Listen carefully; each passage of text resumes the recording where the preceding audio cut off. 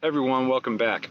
In the last module, we learned how to use our legs and our posture to build the foundation of the disc golf backhand. Now, as we know, we need to learn to use our body weight and ground forces to initiate the power in the throw.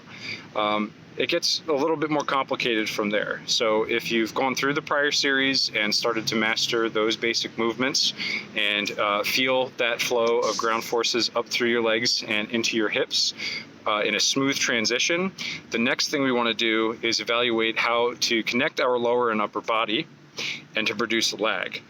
Now, the upper body is straightforward. We're going to put a disc in our hand and we're going to throw it at a target. But to get maximal acceleration on that disc, we need to build atop the foundation in our legs, and the acceleration we get through our legs and hips will accumulate if we lag the subsequent events. So what I mean by that is if our drive leg, that rear leg, is pushing our body toward the target, and the plant leg is creating that brace to absorb forces, we're going to begin hip rotation with that motion. We want to then start to rotate the upper body, including the shoulder, followed by the elbow, followed by the wrist, and then eventually the pivot on the disc. And to build that lag acceleration, what we need to do is build patience into the swing, and we need to build on our posture to get easy dynamic flow from the ground up into the disc. Now, you don't want to be thinking about all of these variables while you're actually conducting the backhand. So as usual when we train, we're going to break it down into a few fundamental movements that you can practice that build on the prior movements to encourage your body to cause those to happen automatically. So as we proceed in this sequence, again, you might find you're revisiting the prior module and those movements, and then you'll be mixing in some of these movements atop of them. We want to have that arm nice and loose at the beginning of every session. So we'll do our typical warm-up and then we'll dive right in. So remember, we're going to find leverage between our legs with our ankles outside our knees, outside our hips. We're not going to get our weight trapped between our legs, but we're going to get used to, again, keeping that leverage throughout the swing. We're going to loosen that arm up. Never should be bound up and muscled.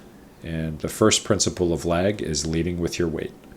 So let's compare the swing with the arm only. It's very loose, but it's weak here. And when I add my weight, you can clearly see that increase in force. I'm accelerating the disc down as that pendulum pumps down toward the earth. So you can try with hammers and other heavy objects. Get used to the idea that your weight should be leading the swing in all circumstances and in all angles through the throw. My weight's clearly in that heel as I pump. We'll practice again, letting that stride drift us forward. Notice that I've still got leverage through that back leg, pushing my body into the plant with gravity. And another principle of lag here is hip rotation, loading and cocking the hips back. Notice that I have my upper body about 90 degrees to the orientation of my feet here.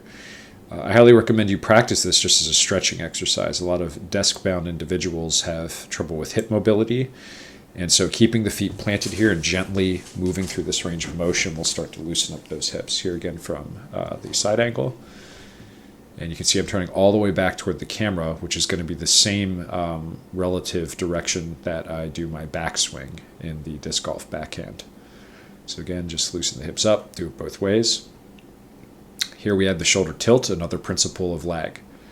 Tilt back. This is going to load up your core in what are called the oblique slings, which run diagonally from your core, hip to shoulder. So again, here flat, and now tilted. And you can see that that's the same sort of plane that the shoulders are on in very high level form, fully loading up that core. And I can carry that motion forward with that weight shift, and very easily you can see that as I load back, the weight's leading, and that leads my core, and that leads my shoulder, which will lead the swing, just like that. And you can try it over bigger ranges of motion. All right, we're going to focus more on the arms next time, but right now we're just going to dangle some dingle arms. So dingle arm is just a loose arm hanging from the shoulders, and unlike last time, we're going to protract those shoulders. Let the arms be loose. Tilt back and down. Feel the hips load. Let the shoulder load the core. Nice and easy. And I'm not really straining anything. I'm just rotating my body back with the shoulder down like this. So you can see both of my arms kind of just hanging limp, wiggling around a bit. That's exactly how we want them to be as we load up for the throw.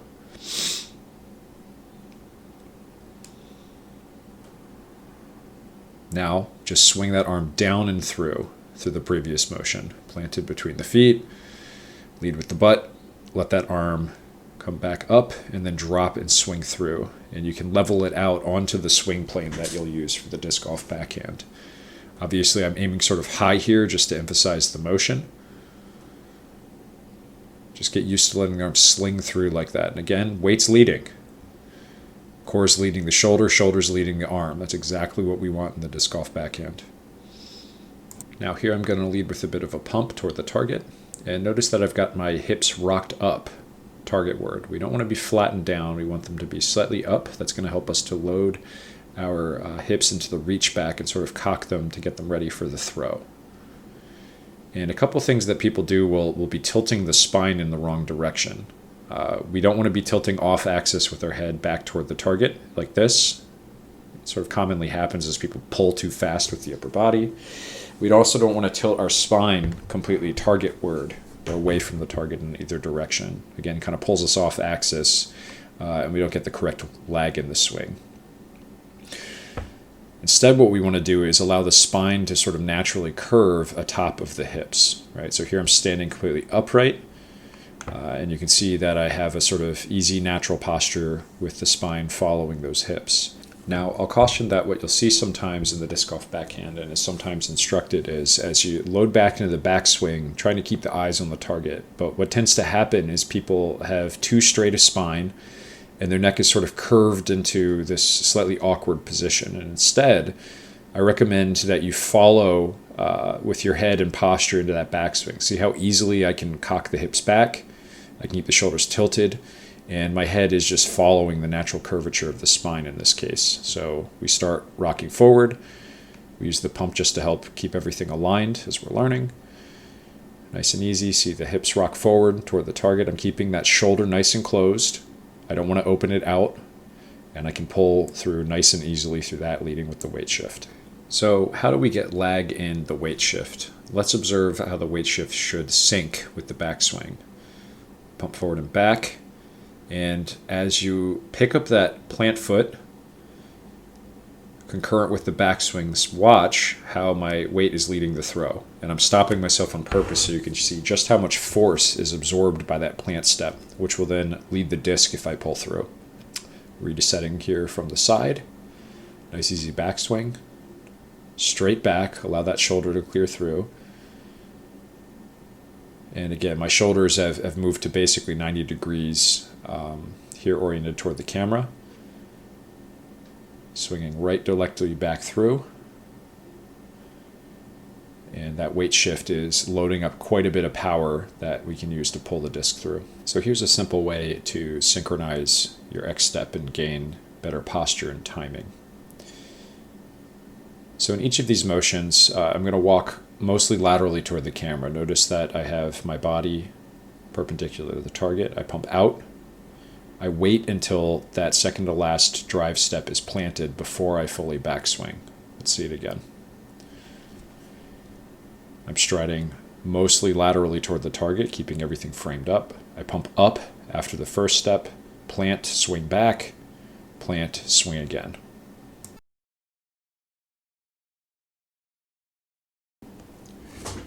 And now very slow. I keep my feet relatively perpendicular to target to ensure that I'm getting good leverage toward the target with every step after this initial step.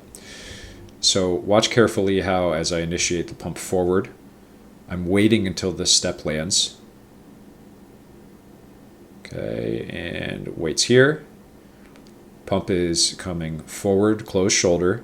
My hips are rocking up. I'm waiting till my X step clears. Plant. Now I initiate the full backswing through my upper body. Loading that bow back. And then the weight shift is going to lead the swing as previously described. We swing wide and out toward the target, landing balanced in the finish. So one way that I like to reinforce lag and control over the body through the swing is a slow swing drill. Here demonstrating at a moderate to slow speed. We'll slow that down and break it down. So we'll start getting in our leverage position, our nice A-frame stance, get that pump wide, allow those hips to tilt slightly toward the target, with your posture following the hips. And then we will initiate into our backswing. You can see the hips cock and load back, with those shoulders nice and stretched out. Weight shift, you can see leads the swing. I'm collecting my arm in to my hip, as we'll discuss later. Swing is coming out and wide in front of my body. We release around there. And my arm will end up carrying my momentum around over top of my plant foot into the finish. This is when my own form began to generate lag. You can see I take a lateral approach. I pump up toward the target, and the disc is slow until it reaches my chest and then accelerates rapidly out. Slow, slow, slow, bang!